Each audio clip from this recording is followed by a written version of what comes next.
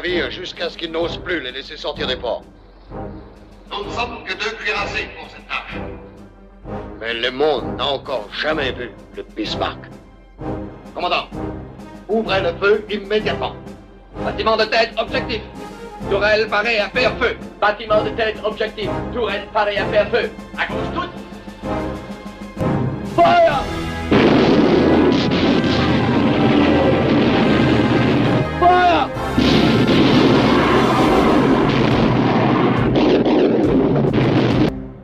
Décollerie à 18h30.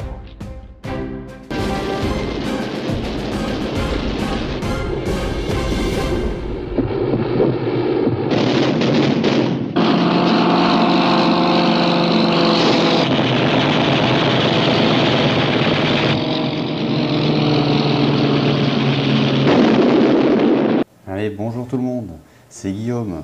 Aujourd'hui on se retrouve pour une nouvelle vidéo pour la suite du montage du cuirassé Bismarck. Donc je vous avais laissé sur la 6e partie et donc aujourd'hui je vais vous montrer un peu l'avancement, on va dire, de tout ce que j'ai fait hors caméra.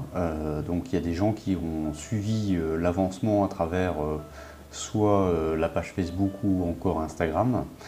Donc pour les autres, vous n'avez pas eu de nouvelles depuis la dernière vidéo du Bismarck. Donc on va essayer de corriger tout ça aujourd'hui. Donc on va reprendre les vidéos au fur et à mesure. Hein.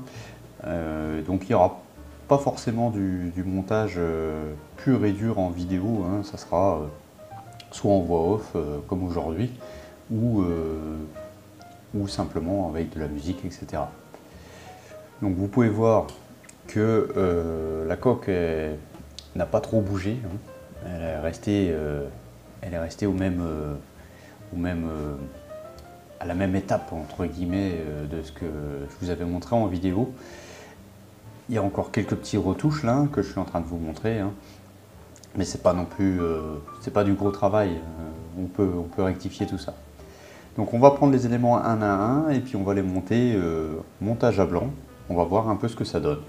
Donc le pont arrière, donc je pense que je vous l'avais déjà montré, lui est totalement fini, hormis là les petits trous que je suis en train de vous montrer, c'est simplement des enrouleurs de câbles à mettre. Donc je les avais pas collés, hein. Je les collerai ça en dernier, c'est facile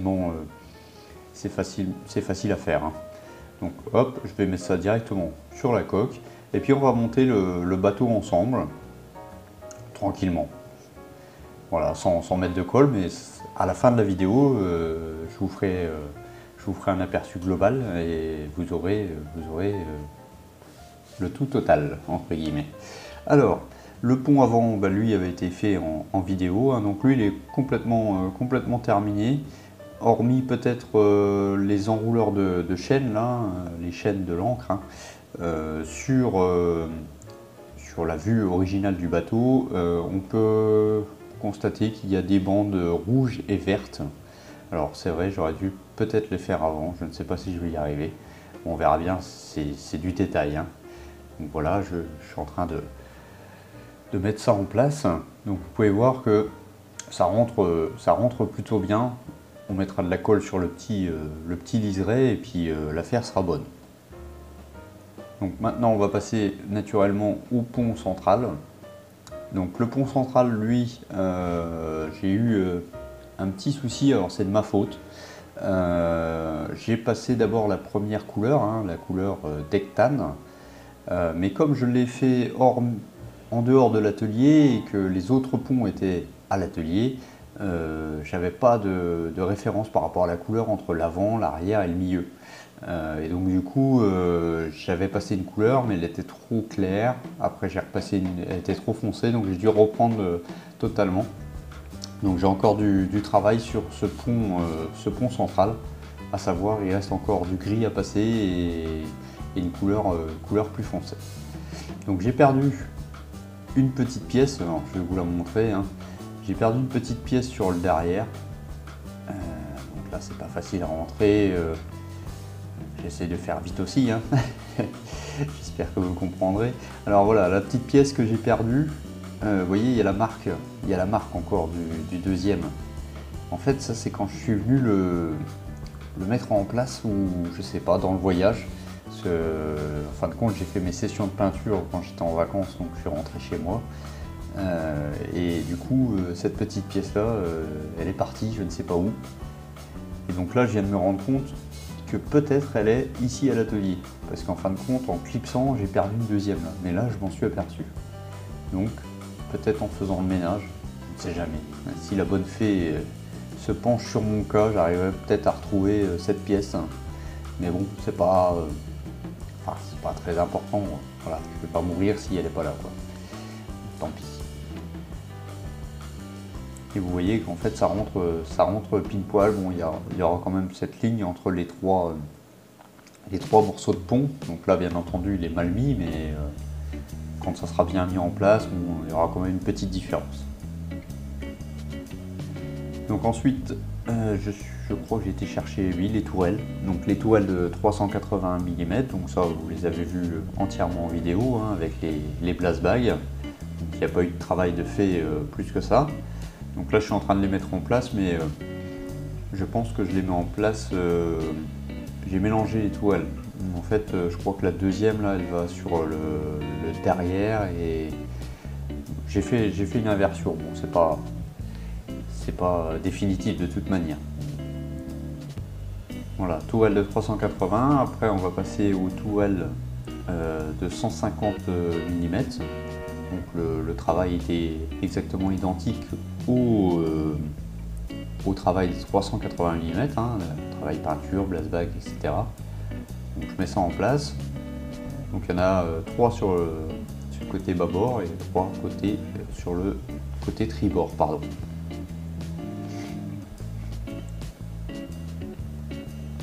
Donc du temps d'aller chercher tout ça, hein. C'est pas évident d'aller mettre ça derrière sans passer devant la caméra. Là, je viens de m'apercevoir qu'il y a des petits canons qui étaient dans la toile de 150, c'est pas grave. En fait, j'ai 3 grosses boîtes plastiques avec toutes les pièces. Donc quand je les attrape avec mes gros doigts, forcément ça glisse un peu.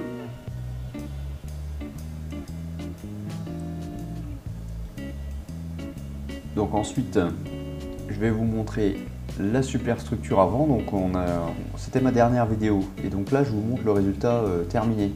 Donc pour ceux qui veulent faire le Bismarck, hein, ne collez pas vos pièces, faites votre peinture de pont, masquez-le, faites votre peinture de côté, etc. Ça a été un gros challenge et donc du coup à masquer, etc. Ça n'a pas été facile, mais bon, je m'en suis sorti. Donc j'ai quand même fait beaucoup de travail sur la pièce en elle-même, parce qu'il y avait quand même pas mal de défauts, rappelez-vous. Hein.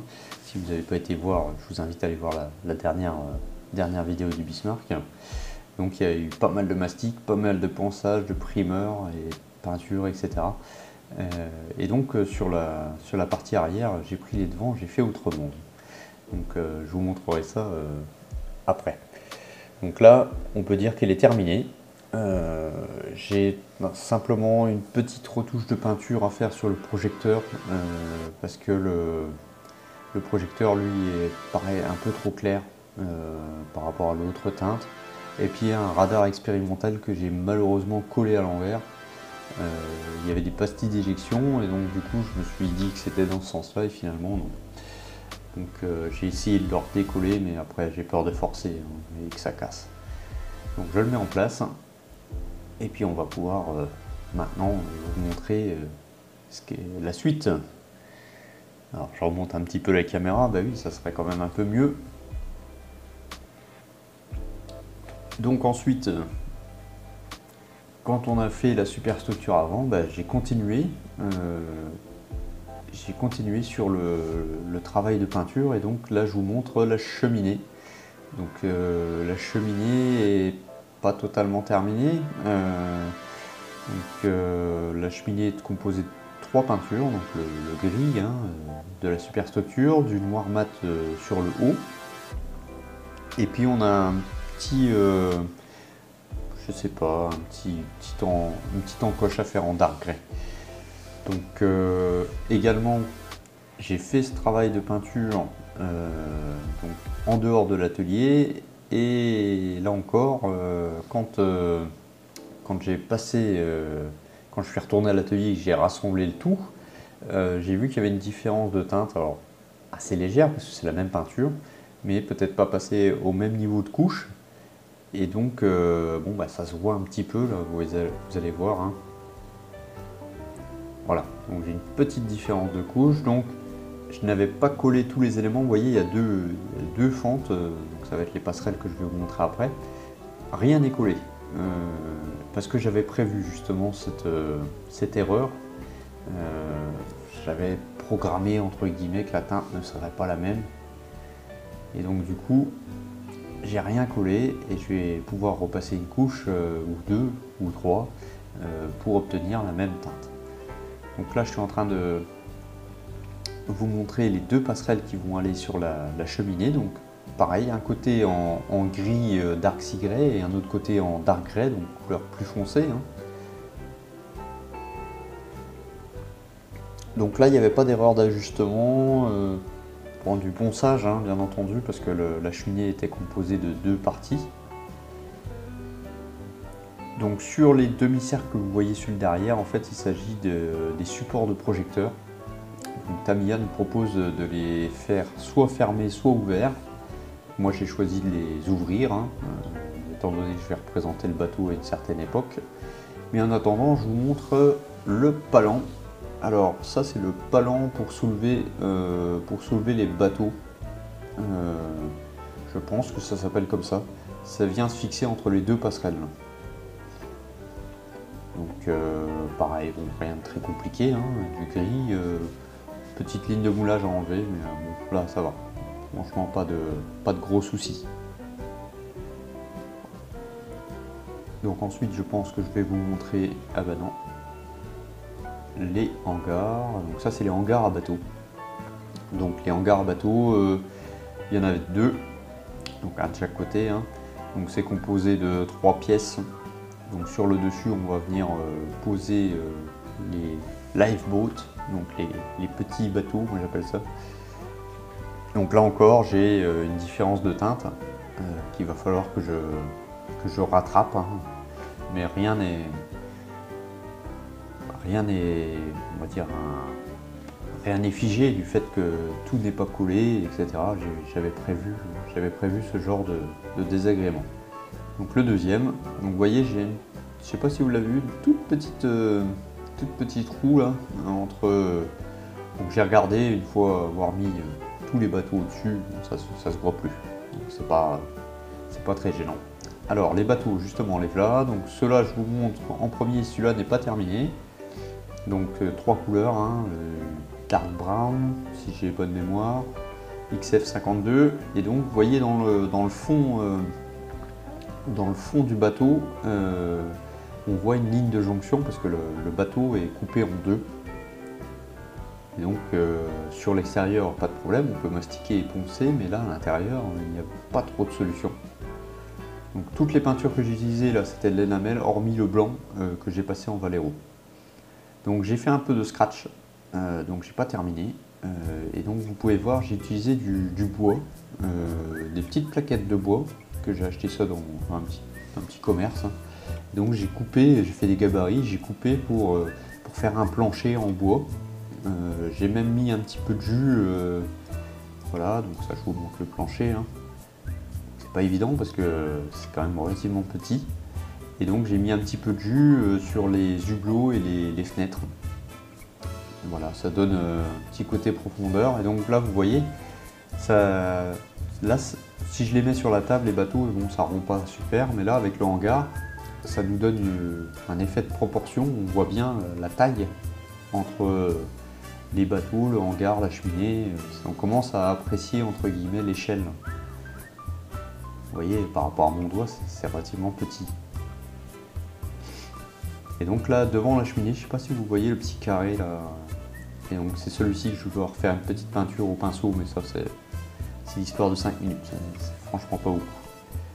Donc le hangar ce coup-ci à avion, à hydravion par contre. Donc le hangar lui, aucun souci au niveau d'ajustement, collage, etc. Nickel. Là encore, une petite couche de peinture est à prévoir pour repasser, pour avoir la même teinte. Là, on a une petite structure qui vient au-dessus de l'hangar. C'est le support du mât et puis je pense un poste de vigilance ou quelque chose comme ça. Hein. Là, je ne me rappelle plus au niveau détail qu'est-ce que c'est que, à quoi elle sert cette super structure.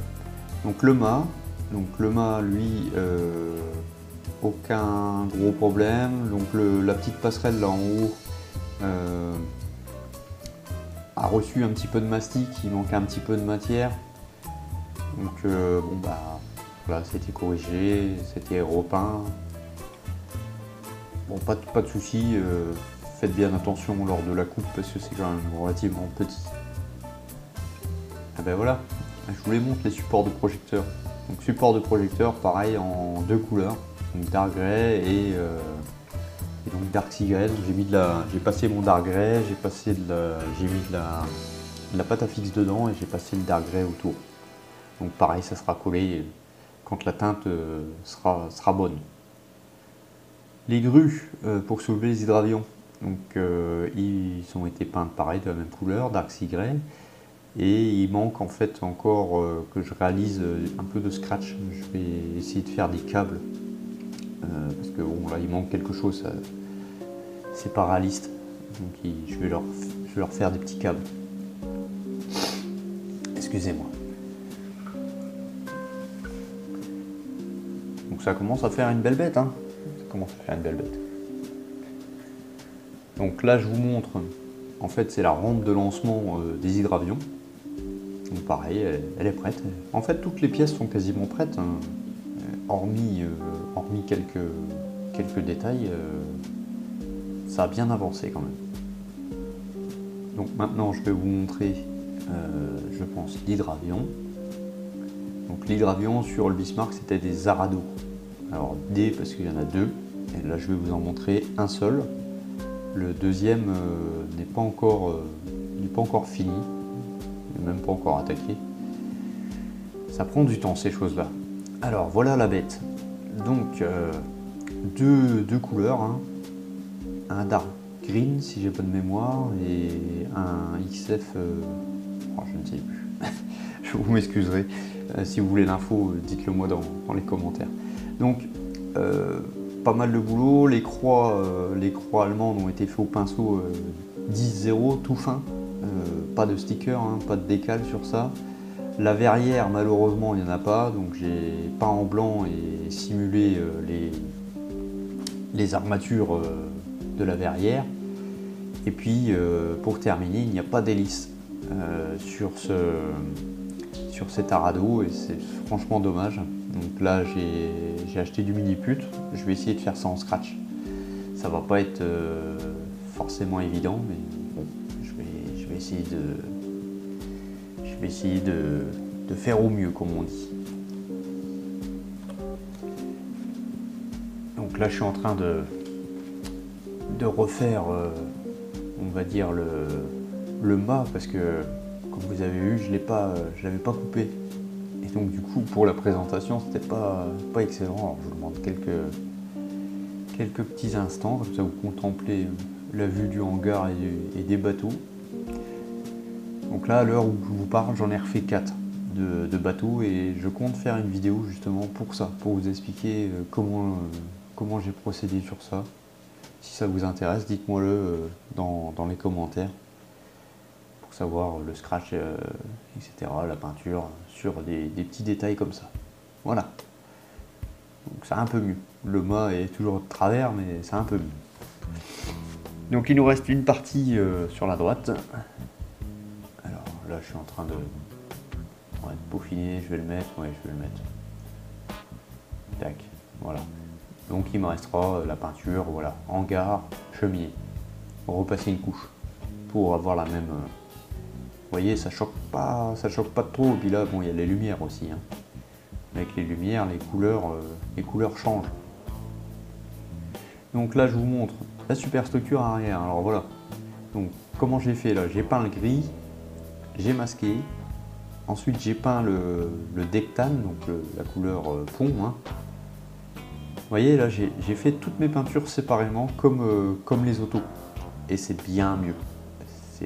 Là on voit que la peinture est beaucoup plus propre.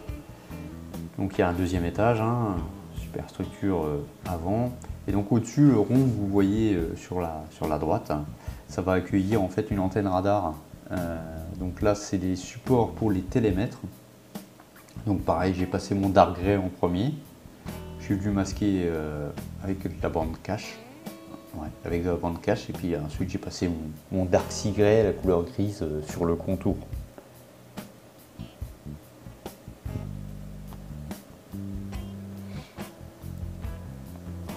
Voilà, donc ça va venir se placer derrière le hangar à hydravion. Donc bien entendu, il manque encore les petites mitrailleuses. Donc il y en a 4, plus les doubles canons. Bon, il reste des petites artilleries, des petites munitions, des petites choses comme ça à poser. Donc là, c'est l'emplacement des 4 bateaux que je suis en train de faire actuellement hors caméra. Hein. Donc là, j'en ai mis 3, c'est pas leur place respective. Normalement, il y a 2 grands sur le devant et 4 petits sur le devant.